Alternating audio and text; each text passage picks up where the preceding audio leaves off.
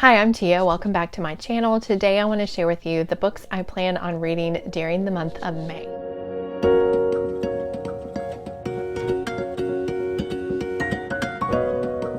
Okay, so May is actually my birthday month, and so I have set up my TBR a little bit differently. I have two books that I am 100% planning on reading, and then I'm going to do my spinner wheel for my book of the month club books, and then I'm hoping to leave a lot of space just to be able to either mood read like a whole bunch of new releases and NetGalley books, or to read a whole bunch of romances or contemporaries. I don't know. I just feel like since it's my birthday, I want to read books that I will really want to read and not books that I'm not in the mood for, if that makes any sense. And right now I'm just really feeling like the contemporary romance vibes, like that's what I want to read. Or maybe like books that say beach or summer or something on the cover. I don't know, I'm really feeling like fluffy vibes for my birthday. I want it to be a stress-free month. I'm just getting over COVID in April, and so May I would like to be a stress-free, sickness-free month, crossing my fingers, and just want to read all of the fun fluffy things. So anyway, let's jump into the TBR. So the first thing is going to be our book club pick for the month of May. If you don't know, I run a book club with my husband. It's called the No Cover Charge Book Club. Each month we pick a book from a different genre and read it with you, and then have a live show generally towards the end of the month. So in May, I picked like 5 contemporary romances, maybe 6, and I gave them to my husband and said, which one of these would you be the most okay with reading in May for my birthday month? And he gave me 2 choices back, and this is the one that we ended up landing on. It's the Flatshare by Beth O'Leary. So this one is one that I really want to read because I have read all of Beth O'Leary's other books, including the one that just came out in April, and absolutely loved them all. And so this is the only one I haven't read yet, the Flatshare. I'm hoping that I love it as much as the other ones. This one is a contemporary romance, and it's following these 2 who share a flat, but I think they're on alternating schedules, so they're never there at the same time. They end up communicating like through notes that are left for each other, is what I've heard. And so, yeah, I love Beth O'Leary's writing, and I'm in the mood for something cute and contemporary and fluffy, and I hope that you will join us. Our live show is going to be on Sunday, May 29th at 8:30 p.m. Eastern.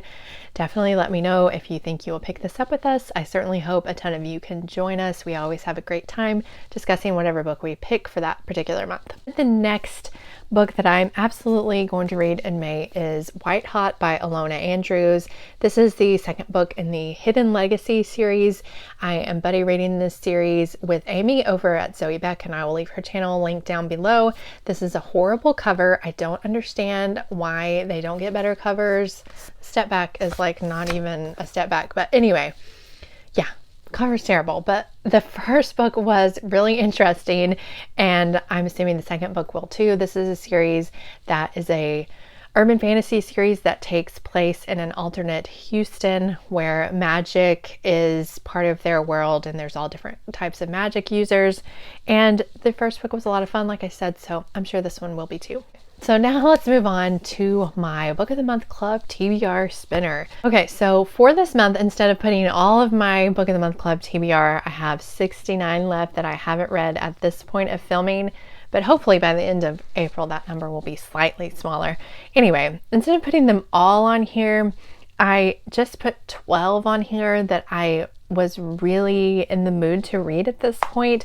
They are basically all of the romances that I still have on my Book of the Month Club TBR, and a couple of thrillers in order to break up all of the romance. Because, you know, right now I feel like I'm really in the mood to read romance, but I sort of feel like if I read like 2 or 3 in a row, that I will definitely be wanting a break. So I threw some thrillers in here too. I'm going to spin the wheel 5 times. We're going to pick 5 books. Like I've said before in other videos, I really need to read between 7 and 9 every month in order to get all of them read by the end of the year. So I will probably read more than 5, but we're just going to pick 5 that are definites that I will prioritize. And then the other ones I will try to pick throughout the month after I get these read. So here we go. I'm going to try to put the spinner up here if it's not already up here, but let's see. The first choice is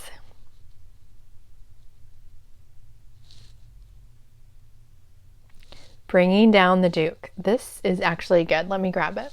This is actually good because I have the other 2 books in the series. I think there might end up being more than just 3 books, but I have 2 of the other ones in the Book of the Month Club edition. So I don't really want to read them all in one month. So it's good to go ahead and get one out this month, and then maybe I can read, the next one next month and so on. So this is a historical romance that's taking place in England in 1879. It's following a girl who is one of the first female students at Oxford. I believe that this is about the women's suffrage movement and how she is trying to get some of the dukes on their side to sort of promote more of the movement. And yeah, I'm looking forward to this one. I've heard a bit of mixed reviews on this, but mostly positive, so I have moderate hopes for it. We'll see how it goes. Okay, here's the second spin.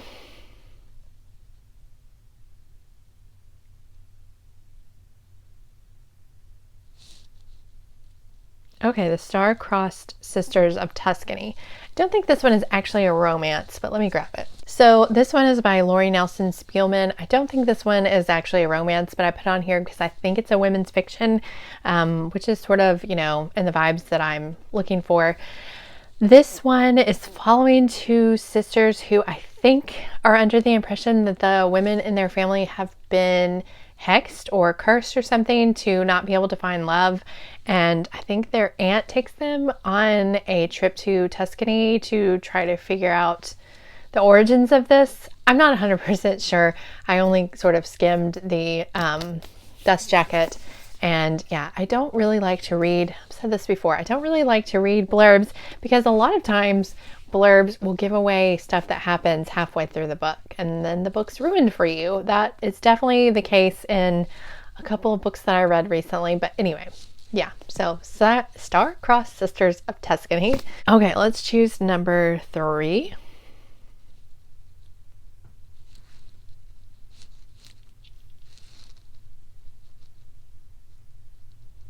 Okay, The Family Upstairs. Okay, so like I said, I did put a few thrillers on this spinner wheel as choices, and I'm actually glad that I got this one because the Buzzwordathon challenge for the month of May, I think, is directions.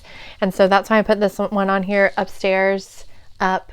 I'm counting that as a direction, and it definitely explains where something is, right? Hey, it's upstairs. That's directions. Hey, go upstairs. I'm counting this. So anyway, I'm glad that this one got chose. I really don't know anything about this one at all, and I don't want to read the back of it because I hate it when blurbs ruin thrillers for me. I've read one of the Lisa Jewell and enjoyed it, so I'm hoping that this is a good one.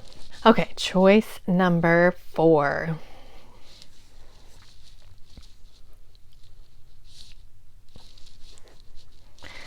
Let's see. The Heiress Gets a Duke.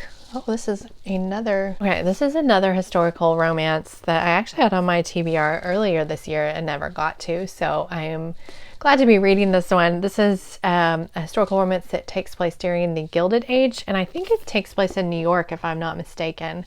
I could be wrong. Look at that. I even had tabs in it from the month I was going to read it, and then ended up not actually getting to it. But yeah. Let me know if you read this one. I think there are 3 books out in this series now, so if I enjoy it, I can definitely read on and read more about this. Yeah, so this one takes place in America. It's about an American heiress who doesn't really want to be paired up and get married. It's not her dream. Her dream is actually the family business, and obviously she's going to end up with romance anyway, so I'm definitely interested in this one. I haven't read too much that takes place during the Gilded Age, but what I have, I always find it really fascinating. So this should be fun. Okay, and then number 5, the last pick.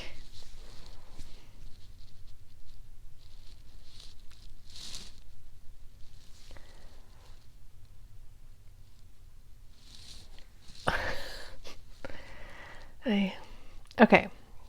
Ghosted. Okay, so here's Ghosted by Rosie Walsh.